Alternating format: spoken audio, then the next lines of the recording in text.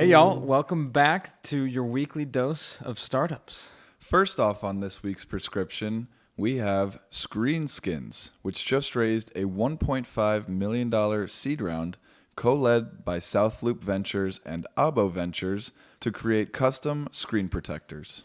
Next up, you'll hear about Dripos, the all-in-one solution for coffee shops to run their business smoothly. Hot off an $11 million Series A led by Base 10 Partners. Piping hot off that Series A, just how we like our coffee. And lastly, stick with us for another Pillfolio update. We are scorching hot, this time on Campus, a community college startup, and their $23 million Series A extension led by Founders Fund with participation from local shop 8VC. This follows an initial $29 million Series A, which we covered back on E107. Love all these Pillfolio updates, and great to have y'all back with us this week. Let's dive on in. Let's get into it.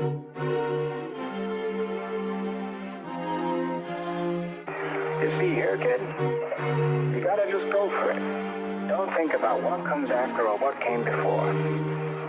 You just gotta bend your knees, take a deep breath, and jump. This is Venture Pill, your weekly dose of startups and venture capital. We break down recent startups in the news and interview founders and investors to help you stay informed in the evolving world of venture.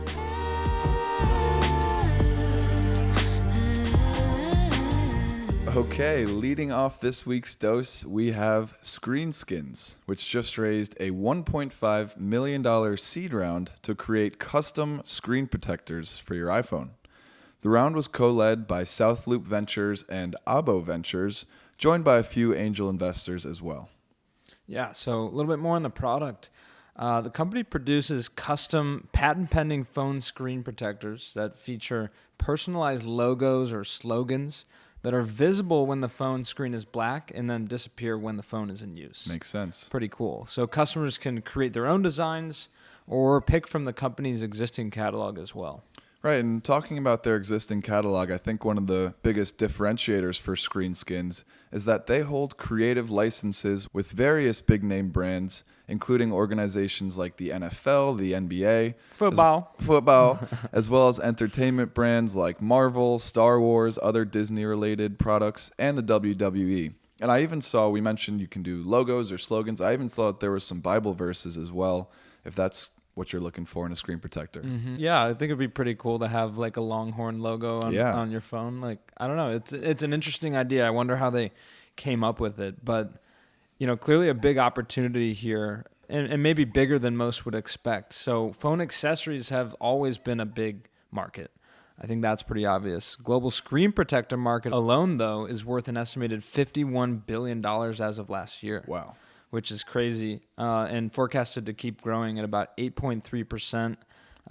That's expected to reach $89 billion by 2030. Yeah, that is a crazy large market. I don't think anyone would think that the market would be that big. I think the growth makes sense as smartphones continue to be adopted by the rest of the world and the country as well. But yeah, that's a huge opportunity. So love what Screen Skinz is onto here. And maybe when we first introduced this company, some listeners might have been like, screen protectors? Seriously? Like, why is that? Why are we talking about that? Is that really a venture-backed business? I think you look, behind the curtain a little bit at the size of this market, makes a little bit more sense. Let's move into the fundraising process for Screen Skinz. And we just wanted to talk about this because it's interesting. We come across some companies that are constantly raising, feels like every 6 months. Like one that comes to mind is Ramp recently, right? Like they're always, I think they raised something recently as well. And we've done multiple updates on them already.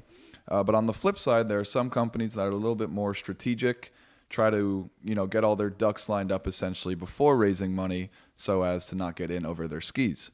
So with Screen Skinz, the company took about a year to close this seed round, and they intentionally took their time as they worked to refine their supply chain and prepare their inventory for a mass go-to-market strategy. So again, just making sure that the inventory was there and that they're not scaling too quickly to lose sight of what they're actually working on. Mm-hmm.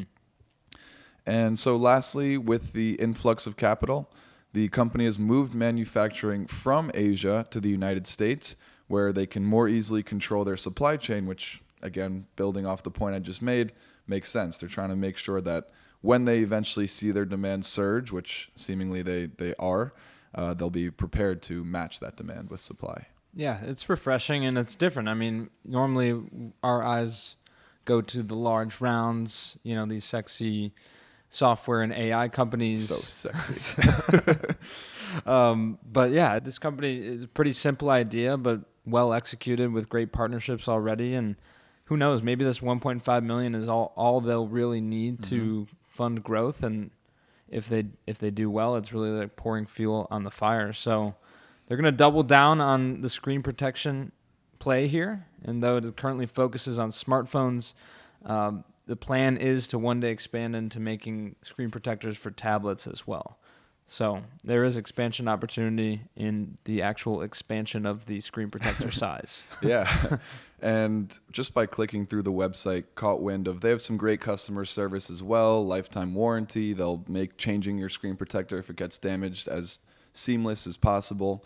I saw a pretty cool subscription thing where every couple of months, 3 months or so, they'll send you a different one. So let's say you want to have a Longhorn screen protector while the football season's going on.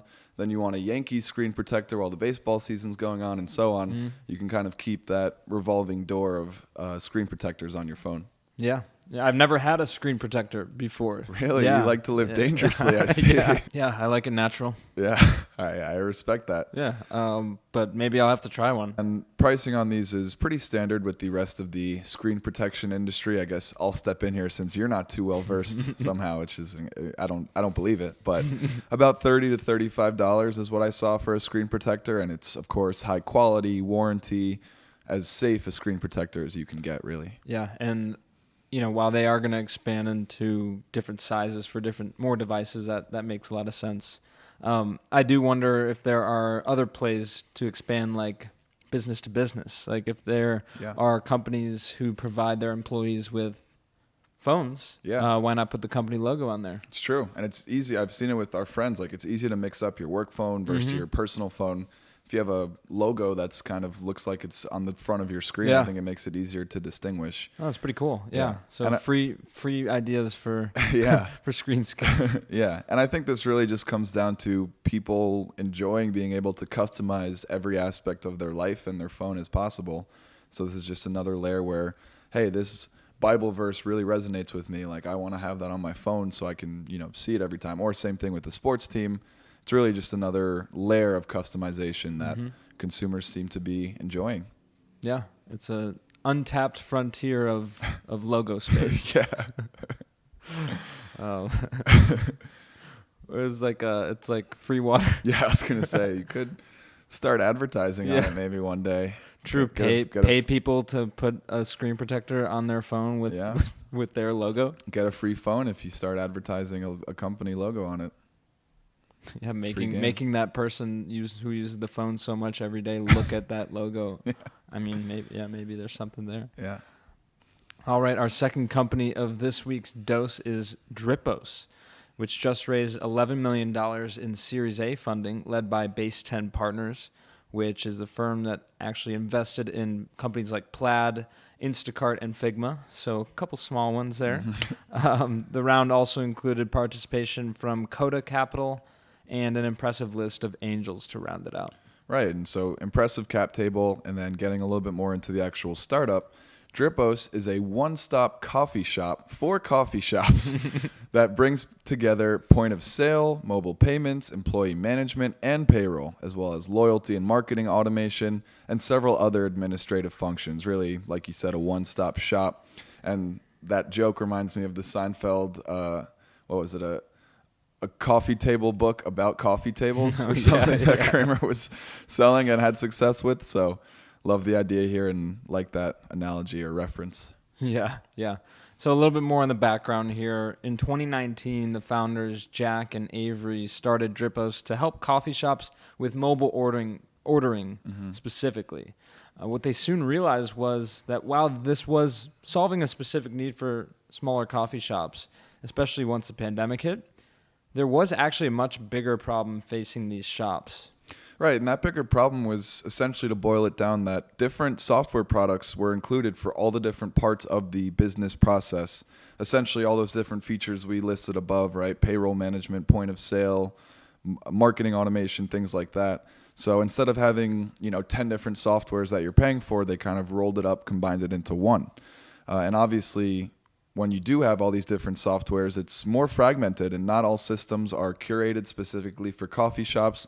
They may not all talk to each other and be as efficient as possible, which makes these smaller coffee shops have to get to a piecemeal solution with an oftentimes square peg into a circular hole approach, which nobody wants that. No, right? That is hard to jam in there. I mean, it makes all too much sense. And so Dripos has had impressive early success. 400% growth last year alone, 9 figures in processed payments on the platform, just a couple of metrics there to put in perspective. And with this funding, the company will invest more in the development of their products and services, as is typical. But what we wanted to call out is that it is the software. They also have hardware, those mobile attachment devices that allow you to process things in the point of sale, as well as those tabletop spinny thingies that everyone loves. that ask you for the tip. We didn't get into their tipping defaults. Don't get me started on tipping culture. Those spinny touch screens have really boosted some tipping revenue for a lot of companies I know. And just as an aside, if this was a stand-up bit, for instance, tipping culture is so out of control. Don't get me started on tipping culture. At Moody Center last summer, we went to a Dave Chappelle stand-up comedy show. I went to a fully automated walk-in, got a can of beer, and scanned it. No, not an employee in the store. And still, after I paid for it, they asked if I wanted to tip. I'm like, who am I tipping here? This is a fully automated. I walked in, took it off the shelf, scanned it myself. You're tipping Jeff Bezos himself. Yeah, I'm tipping Jeff Bezos. Like, shouldn't they be tipping me for the minimal labor I put in there? Yeah. Whatever. That was an aside. As you mentioned, they have that hardware component, but also software. So point of sale and ordering, trusted by over 3,000 customers. Software also includes team management, so scheduling, messaging, onboarding, things like that, as well as overall business management, accounting, cash management, business analytics, all from an easy-to-use dashboard.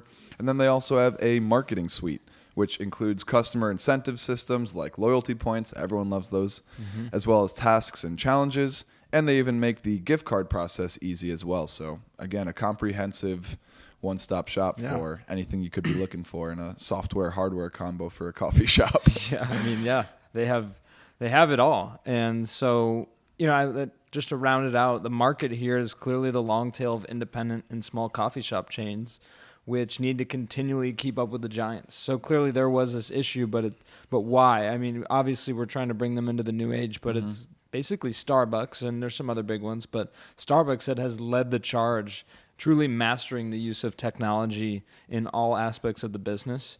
And that makes it hard for the local, Joe's Coffee, whatever it is, to keep up. And to, while their product is probably much better, some people just prefer the ease and the familiarity of a Starbucks, having it always around, having the app that they're so used to and addicted to. Mobile ordering, so easy, things like that. Yeah.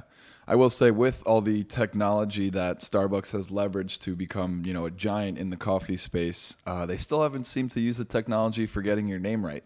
That's still something that evades them, although maybe that's intentional. That's intentionally. All press is good press. Yeah. Right? And you and I were just talking. This reminds us of Mallard Bay, which we covered only a couple episodes ago. Mallard Bay for outfitters. This was for hunting and fishing trips, helping bring that antiquated business into the modern age with making equipment more easy to rent and having systems in place for stores to keep track of it. And it's something we love, and it's also a trend we've noticed of helping small businesses streamline operations with software built with them in mind, kind of putting them first instead of the big guys, or instead of the big players in the space. And just helping these small companies evolve and modernize to the 21st century. And so, unlike with Mallard Bay, a lot of the outfitters were using literally like paper and pencil type accounting systems. Coffee shops are using technology today for the most part. Still, it's a similar concept of helping them really evolve and take that next step towards being a product that customers want in today's day and age. And I think it is, like, in a sense, a subsect of like a good mission or like impact, right? It's helping the smaller businesses fight against the, down with big coffee. Yeah. So, it's not necessarily like environmental, social, but it is, I think it is valiant for them to invest in this and to provide a product and a service that really helps these shops. Agreed. Up with small coffee. Up with small coffee. We'll go get a cup from a small Up local with coffee venti shop. coffee. Yeah. Sure. Yeah. Whatever that means. That's a whole nother point of frustration with Starbucks. Is that a large one? I don't even know. I still don't know either. Down with venti coffee. Down with venti coffee. That's a good one. That's a new one.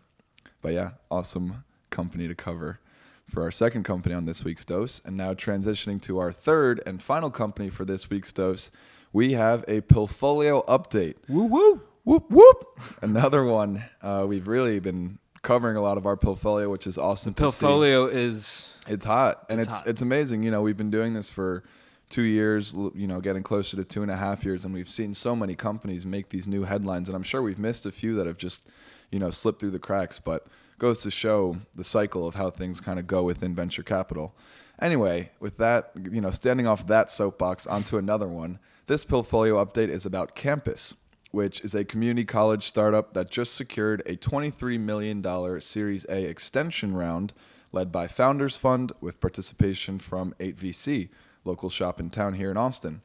This funding follows an initial $29 million Series A that was backed by OpenAI CEO Sam Altman, as well as Discord founder Jason Citron, which we covered back on episode 107, just about 10, 11 doses ago. So yeah, quick turnaround. Yeah, so we'll so give that a listen if you want for the original breakdown, but we will go through a bit of the streamlined breakdown on what Campus Spark is notes. doing. Yeah. So their mission is awesome. It's to maximize access to world-class education, regardless of background or income, making higher education more accessible, affordable, and relevant to real-world challenges. Mm-hmm. Ever relevant today, I would say, definitely. Even more so than several weeks ago when we covered them last. So what they do is they hire adjunct professors from top universities like Vanderbilt, Princeton, NYU, UT, hook 'em baby, and paying them $8,000 a course, significantly above the national average for professors. Yeah, so this startup is so cool from every aspect, really. But I remember us riffing a little bit about how this is kind of like a gig economy job for professors, a lot of who are super underpaid. And I went on a quick rant about how important it is to pay the people that are teaching and training the future of America, right, in these universities. So love it from that angle. Also love how they're making college more accessible and affordable for everybody.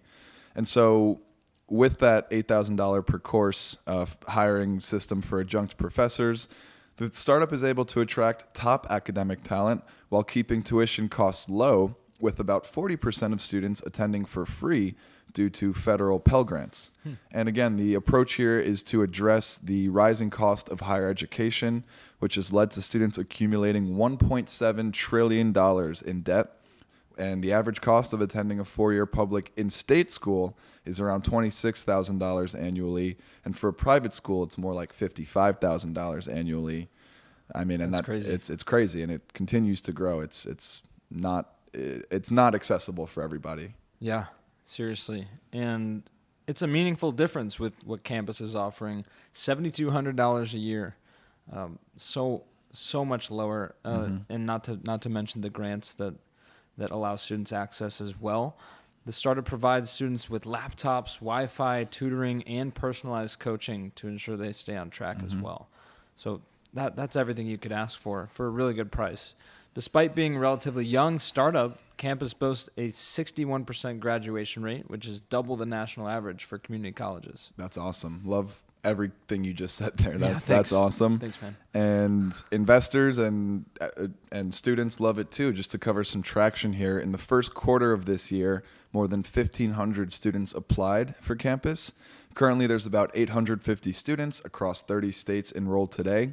And according to Tade Oyerinde, the founder of Campus, enrollment has been growing fast, with students wanting to be part of something modern and new, and they think of Campus as a trampoline into a 4-year program. That sounds fun. It does sound fun. Sounds like a fun school. Also, should make note, I think a lot of the first Series A installment went towards actually getting a campus in Sacramento, I recall. So there was some in-person courses offered there. It's still mostly predominantly online courses, and students are all over the country. But they do have, if you do want that, in-person college experience, there is actually a campus for campus. And so with all this exciting growth and traction, they've uncovered a new challenge, which I'm sure this new tranche of funding will help them address. But that challenge being finding the coaches. So we mentioned they, as well as a free Wi-Fi and laptop, things like that, there's also these personalized coaches, I think basically like academic counselors.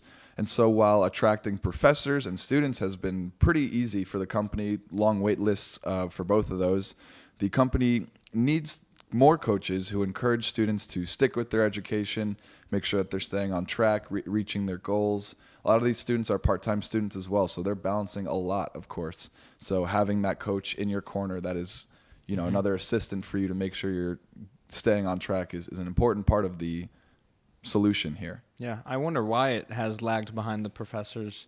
Maybe that's just a more pressing, obvious need that professors are looking for. But I know some former academic counselors, for example, like it seems like a similar issue. They're not paid enough. Mm-hmm. They're dealing with a lot, helping students. Maybe this is a similar route, and they just need to figure out how to find those people. Yeah. Yeah. And maybe with this funding, similar to how they have that gig economy type of system with professors, they'll be able to do the same thing with these coaches, incentivize them to supplement their income in a meaningful way. Yeah.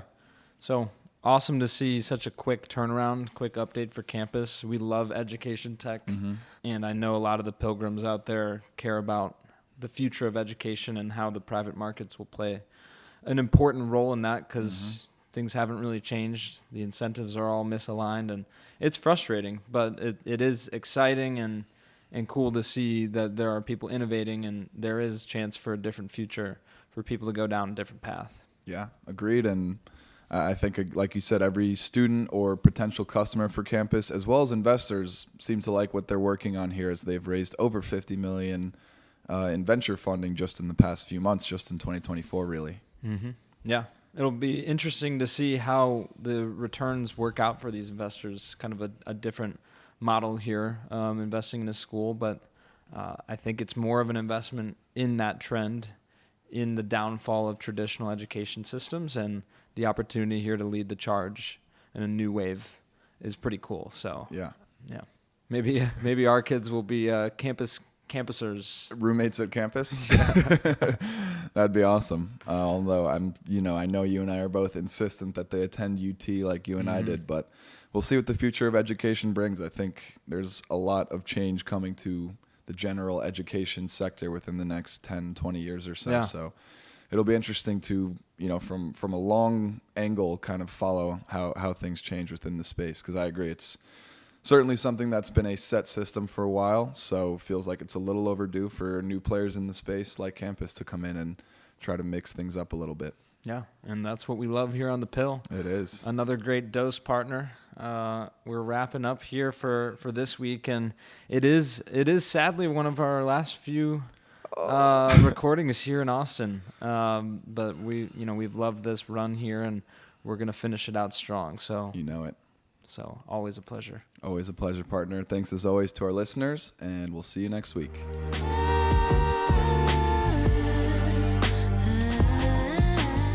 Thanks for listening. Join us next week for another dose of startups and venture capital. And as always, we appreciate our pilgrims spreading the word about the show. Share with your friends and help someone else make the pilgrimage. See you next time.